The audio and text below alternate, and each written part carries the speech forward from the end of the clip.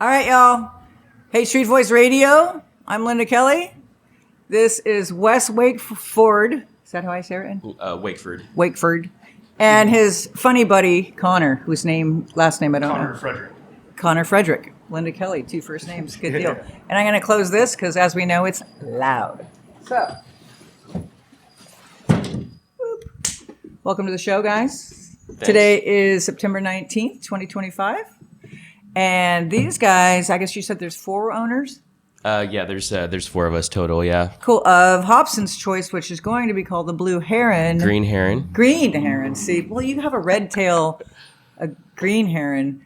Yeah, we're staying in the bird lane was our plan. That's good. Yeah. Yeah, which is totally what Todd, who we interviewed, he's all in the bird lane too. Yep. So it's all about birds, I guess. I don't know. So let's just start there. Like, why is it called the Green Heron? Welcome to the show. Thanks for being here, you guys. Yeah, thanks for having us. Yeah. So originally 4 years ago we opened the Red Tail, which is in the Inner Sunset. We were looking for something thematic related to like the park because we're close to the park, and we were just thinking about like the flora and fauna, and came up with the red tail because it's a really cool bird, raptor, and then when we were going on this next venture here, we thought we'd kind of stay in the bird lane and connect it, which is another like native bird to San Francisco. Absolutely. Yeah, I'm native Bay Area, so I thank you for that. We appreciate it. And then where do you hail from, Connor?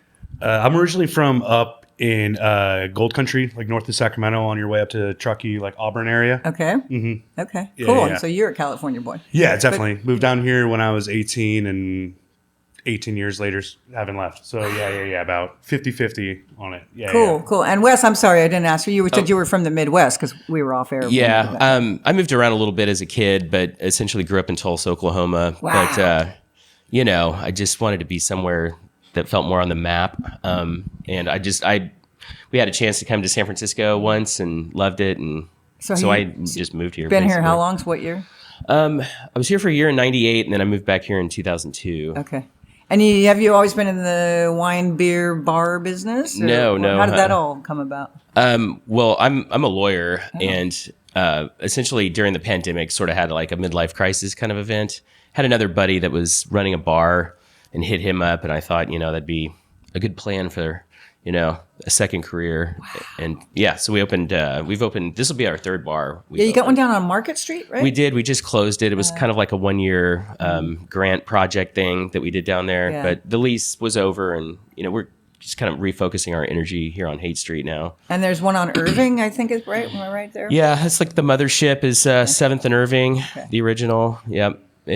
It's a small little wine bar, but real popular. We have a really tight-knit following, loyal people. So It's a great neighborhood. I know. Yeah, great neighborhood definitely. folks and that whole thing. So we're really lucky to get into that spot when we did, and it's been a great just kind of like proof of concept in regards to like us proving that we can actually do this thing that we thought was just like a cool idea a few years ago. Yeah. I mean, and speaking of stoked of locations, Oh, yeah. Having lived in this neighborhood, I swear, all said and done, I've lived in this neighborhood almost 40 years with 8 years in New York, but I came back because I wasn't done with the hippie shit, but I came back.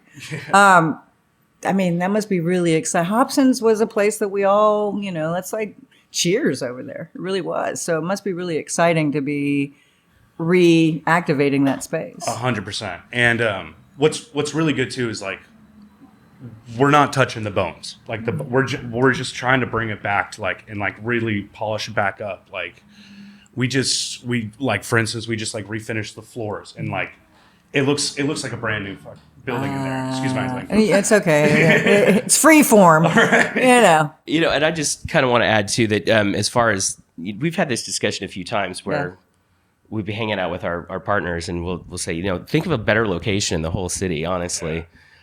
Because we got really at the end of the day, it's the windows, in one block from I wrote that quote down. What did you say? You said it's extreme people watching. I love it. Yeah, and so I've been killing time over the Gold Cane, meeting a bunch of the crew, and Richie McAllister. Yeah. We just walked right by him. I love Richie. Yeah. Shout out to Richie McAllister. Yeah. Generous guy. I love nothing like the free lunch over at the Gold Cane. Oh, I know. And speaking of free lunch, or not free, but food and bars, I love the fact that it sounds like from the article I was reading or the homework I was doing that People like Peterson from Sandy's, who I just interviewed a couple weeks ago. Shout out to Peterson. People that are the Parada. What's the number? Parada. I always forget the one. Bante Dos 22. 22. People can bring food into the bar, no problem, right? Oh, absolutely. Yeah, but that's a great. I mean, that's a really cool neighborhoody thing to do. Yeah. You know? Well, and even you go a step further. You have Gus's right there, and and then you open it up into happy hour where everyone grabs a cheese, and everyone can start sharing stuff. It's really, and for us, it's one less thing that we have to worry about. Is getting people to because what goes better with booze than food? So you guys can handle the food, we'll handle the booze, and then Speaking of booze, so tell me about the menu, as it were. So I think Wes, you were telling me that maybe no more of the punch cocktails. We're not going to do punch bowls, but we were talking about doing like an homage drink. We probably won't roll that out in the very beginning. We're going to kind of try to stick to the basics. We're going to have a little bit of a cocktail menu, maybe like 6 house cocktails plus the classics. And then we have a background in wine and beer. Connor is the wine guy. So we're going to roll in, I think, with a little bit of a strong game in the beer and wine. We're going to do craft beers on draft. So we'll have domestics, but they'll be more like in bottles. Yeah. It will be a little niche thing for us that other people on the block aren't doing. Right. Are you going to, just curious, this just popped into my head, but because it is the Haight Ashbury, are you going to have like signature cocktails called like the Garcia or you know what I mean? Little tips of the hat, or like, the pig pen, whatever it is, or. Well, I don't necessarily know if we want to put a hat on a hat. It's too hard like that, but nothing's out of the question. I did find a ceramic VW bus tiki bowl that's about 32 ounces that in regards to an homage drink I think would be pretty ridiculous, but that it's also very breakable and very stealable. You got to keep that in mind. We really, what we don't want to do is come into the neighborhood and tell the neighborhood what they want. You know what I mean? We want to, I think Wes can attest, some of the first times you came to the city were walking around the street and really just being like, what is this? Right. And then over time becoming familiar in the neighborhood and whatnot, we understand that it is it's a unique miasma here on Haight Street. And we don't want to shake it too bad. Right. Yeah. Right. I'm just really, I know a lot of people, like I said, I've lived here a long time, that are really just exciting that extreme people watching. I mean, it's just a great place to go and have whatever it is, a beer at the end of the day, and just sit back, relax, and walk home. And to that point, just circling back to the background in beer and wine and stuff, our other partner Ben, he's been running craft beer bar out in the Mission for upwards of 15 years. The Flying Pig. The Flying Pig. I love Shout out to Flying Pig. I know that joint. I love that joint. Shout out to Flying Pig. And then before opening the spot, I was working. First, I actually worked for the Gus's family, helped them open the Harrison Street location, and know Dimitri and Bobby and all that. Oh, shout out to the Gus's family. Shout out. Yay.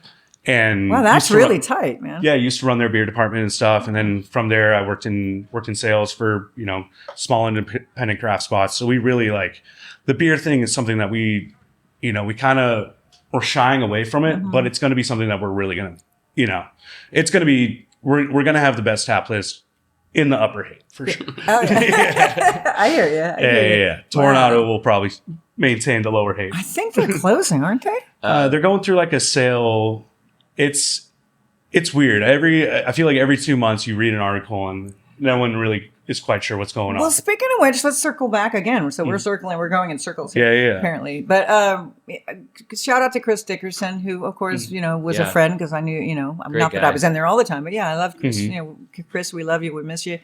But there was, I think, Brokehouse Stewart had an interview with him, and it was but Chris was like, no, that, and then it said they were closing or they weren't. There was a lot of confusion, and so that's why we were so glad to see you guys swoop down as a bird would to get in the bird lane.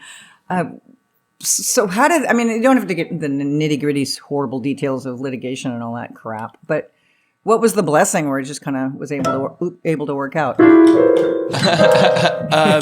Well, I think the building went to the bank after the death of the owner And so they just, Chris was kind of getting out of the business, and they needed somebody to come in and take over and hold that license there. Because so the whole entire building, which is gigantic, right? Yeah. So that owner passed, just to be clear in my head. As far as I know, we weren't around or privy to it at that point, but it had been in the possession of Chase Bank for a while. Okay. Anyway, Chris was closing, but if that liquor license needed to stay at that property, because you can't bring in liquor licenses to Haight Street, so they needed someone like us to come in and hold that thing down there in that location. Wow. Yeah. So otherwise, like as a bar, that whole place would have just been like defunct. Like it would have not been able to be a bar anymore. Wow. So is it because you had a? Sorry, I'm not in the bar business, but so because you had a reputation as having licenses in the past or something? I definitely think that helped, that they gave us that opportunity to be the people who got. I've talked to several people who had looked at the space. I don't really know why they picked us. We certainly weren't like the most loaded people coming in. We're doing the work a lot ourselves and our friends. Yeah. But I think they picked us on the basis that we had already opened 2 bars in 3 years. Yeah. And now 3 and 4. And so you said there's 4 owners. Do you want to do a little shout out to your other 2? Yeah. Brent. What's his? Brent Piercy. Piercy. Yeah. Sorry to put you on the spot. No, you're all good. I it's one of those things when you have to actually think of somebody's like legal name. You're like, well, what do I call him? Like Bartholomew J. You know what I mean? Like it's like that's not his name at all. Dude. Yeah. What's up, Beast? Yeah. No, he's awesome. We've known him for a long ass time. Like he's through the Flying Pig, and he's, for lack of better terms, he's from Arkansas and he went to MIT. So he's like the ultimate, or like the South's equivalent of MIT. Yeah. And so he's like the ultimate like blue collar genius, if that makes sense. Yeah, totally. He's a mechanical engineer. Yeah. An absolute genius, no kidding. And so some of the tricky stuff we have going on to repair over there, like putting the bar rail back on, wouldn't be happening if we didn't have a genius mechanical engineer on staff. So completely rebuilding the entire drop system. It's wild. Oh, man. So the beers that are going to be poured, I know it's that like was a new airplane or something. Oh yeah. So there was complaints about the beers maybe not being so fresh before. Yeah. Brand new. It's all going to be as good as new. Yeah. It's we're really excited. Now, this is kind of a weird question, but again, I did frequent the place over the years. But the bathroom situation was always, not that we have to go deep into that, but are you going to leave them where they were? Is that going to change at all? And also the upstairs. Tell me a little bit about that. Sure. Yeah. Well, it's a work in progress. We are working on the bathrooms. We're putting new equipment in there. We've heard some of the same comments, so we're definitely going to take kind of a keen eye to keeping them clean. Yeah. That said, because we are doing things sort of, on a budget, they're going to remain a little divey, but but clean. I'm kind of happy about that. That's good. But who knows? Over time, we might have the opportunity to refurbish them more over time. But they'll definitely look. They'll look okay. Well, these buildings are old too, like you were saying. Like I know at Club Deluxe. Shout out to our buddies over there, Christian and Jay. They had bathroom problems. It's just old buildings, right? Yeah, 100%. And it's the building that we're in. It was not originally built as a bar. It was a pharmacy. And a barbershop, I believe. Exactly. So it's like, it's a lot of people taking, the bones that's there and I guess we can run this to that and it gets attached to that. I think there's like 2 different we have mystery switches. Yes, there's a walk-in cooler behind our walk-in cooler that leads to a tunnel that that we can. Yeah, that might have been from the Prohibition or whatever. It kicks out a few doors down, and we need to tell our neighbors about it. Yeah, I think the basement kind of runs several doors down because they're all connected. It's also part of the same property. Yeah. But I also did want to mention that we have a rum punch bowl poltergeist. In the it's pretty interesting. So when you get a temperature change or a moisture change, Hobson's Choice reappears in the window. Whoa. Yeah, and then also it bleeds rum punch. What? Down to the display under where the bowls were. Yeah. So over the years when those open punch bowls, when it would spill over, things get missed and so that would dry out. Yeah. And so in Well, it's the poltergeist is what it is. In crevices, Jesus. there's the rum punch lives. Oh my God. That's beautiful. I'm thinking, I immediately thought of The Shining when the blood comes out of the elevators kind of vibe. You know? Yeah. So what? And again, it's Haight Street Voice. We're free form here, but I mean, is there anything you really want to say? Well, I always ask people, and we're not really closing the show yet, but I mean, is there something you'd like to say just off on a dime? You know, I do. There is one other kind of story about the sort of my background connection to this neighborhood. Was, like I said, so when I moved here in 2002, rented a room from a dude at Cole and Hayes, and so you know, I'm like, wait, was that my buddy? No, go ahead. I was completely unfamiliar with the city for the most part. Like I didn't know which bars to go to or anything, but you know, just head up Cole, and so Hobson's Choice was my first bar, and that was right around Haight Street Fair was right around that same time, and you know, pretty life changing in terms of how I wanted to live the rest of my life, you know. Yeah. Welcome to the weirdness. I mean, your butts are in the corner of the corner. You know what I'm saying? Literally. That's what the fun part about all this. Come on up here and let's just get weird.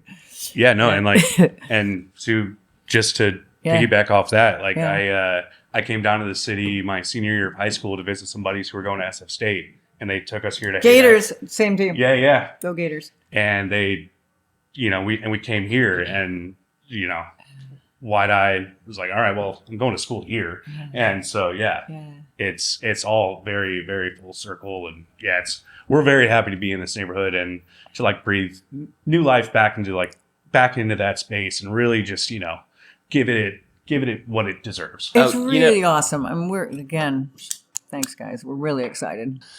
And to piggyback off that, a lot of piggyback, circling. It's a triple. I think we're on piggyback and we're circling. Okay. I think you said this before we went live, but, we're not even drinking. but you gave a shout out to Richie. That was off camera, wasn't it? Was it before we started? Anyway, no, that was on camera. Okay, well, Richie and the gang, and really everybody in the Haight. I mean, so we've been spending our last few years in the Inner Sunset, which is awesome, very tight knit place, totally. But the reception in the Haight that we've already gotten, I've never seen such a tight knit place. Oh my God. It's amazing, and I think it's a testament to how people have been living here for decades because it's such a special place, and they just don't want to leave. It's a really, really, really beautiful community. Man, I've known Richie McAllister. Since like 1989 or 90 when I recruited him and his buddy Christian, rest in peace, Christian, and my boyfriend at the time, Scott McDonald. Shout out to Scott.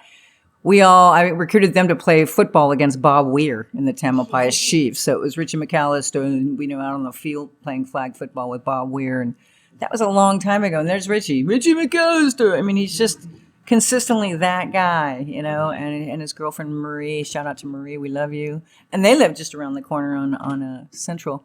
But yeah, the community here is, I mean, I'm getting like almost a little emotional. It's really tight knit. Like people really care about each other. And like Peterson, when he came in with Sandy's, I mean, he hit the ground running. He's like, this feels like New Orleans. This is like everybody takes care of, everybody's got each other's back. Everybody says, hey, you want to get some groceries, go to Gus's, whatever it is. There's like that really beautiful. I call it Mr. Rogers' neighborhood on psychedelics. Because I know the post lady. I know Father Dan. I don't know if you've seen Father Dan walking around. And, you know, the fire guys with the steal your face on the side of their truck. I mean, it really is like, it's a cool place to live, kids. And visit. Come on up. So I always say, this is hyper-local. Haight Street Voice magazine is hyper-local with a global perspective, and this Haight Street Voice radio thing, which is really a podcast. But it's hyper-local with a global perspective, so I ask people, what would you like to say to the Haight community in general, and also just communities all over the world at this point in the world, 2025? Well, that's what you want to say to everybody? I mean, that's a good answer, actually. But that being said, I mean, I guess my feeling is if you want to try to put a positive spin on life today, it's that it is hyper local. Like this community is awesome, and it warms your heart, and it helps you. It helps distract you from a lot of the other stuff that's going on. So I think that's the best you can do in a tumultuous world is really be close to the people you love around you. And for us, this is an amazing opportunity, like just to be a part of a new family. And And and as I said before, I feel like it's happened like immediately. Everybody just immediately was so cool. So Yay. Yeah.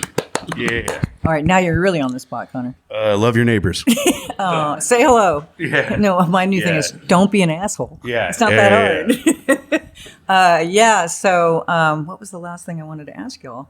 Now I've forgotten. Oh, I wanted to give a shout out to the SF Heritage for letting me do this radio in residency for sure. And I do want to give you guys a tour of the building. Yeah. And I like to always get a picture of my guests out this window. So we're going to get a little picture of you guys. Not falling out, but sticking your heads out the window. And let's see, I guess that's really it. Unless you, when are you going to open? So I know. we don't want to make any promises. I know. Our target is probably towards the end of October is our hope. Cool. But there could be, unforeseen governmental issues. Who knows? Right. But you're aiming for late October. Yeah, and we feel like the way the paint and little minor cosmetic improvements that we're doing, we feel like it's coming together pretty well. Okay. But go ahead. A lot of like the big projects that we like wouldn't be able to be open to do are behind, or a lot of them are behind us. Okay. So a lot of like what's left to do is kind of stuff where it's like, well, we could kind of be open and still like be working on it. Yeah. It's so, like, I don't know, just as a general rule of thumb in the city, anytime anybody asks about something opening, I think it's safe to say 2 months. Yeah. When you get closer, it's like a month and a half. Right. And then when you're actually about to open in like a week, just say a month. And so we're at about, I would say like month and a half, 2 months. Awesome. We're like right in there. Awesome. Yeah. And are you going to do a little walk? I'm putting you on. We can edit this part out. Oh yeah, you're welcome to. You'd asked if I can do a little walkthrough. Absolutely, definitely. Cool. Yeah. All right. Yeah, I mean it's it's a little disarray, but it's starting to look pretty beautiful with the redoing of the bar and the floors. Cool, because Christian gave me a walkthrough of Deluxe. I mean, it's just bones right now. Oh, yeah. Straight up bones. I believe it. But I mean, but it's exciting at the same time. So, all right. Yeah, definitely. What's this walk? Oh yeah, I'm gonna do that. Max, my tech guy's doing this weird motion like this, and I'm like, what does this mean? Walk? And I'm like, oh, I know what he's talking. He's talking about my little closing piece here. So.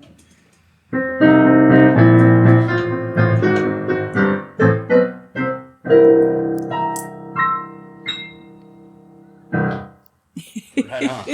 Is that like the walk-off music at the Oscars? Oh yeah. You guys are talking too long. Thanks for being here. Thank you. We're gonna walk down the street and take a look at this joint. Yeah, let's do it. All right, peace. Thanks, guys.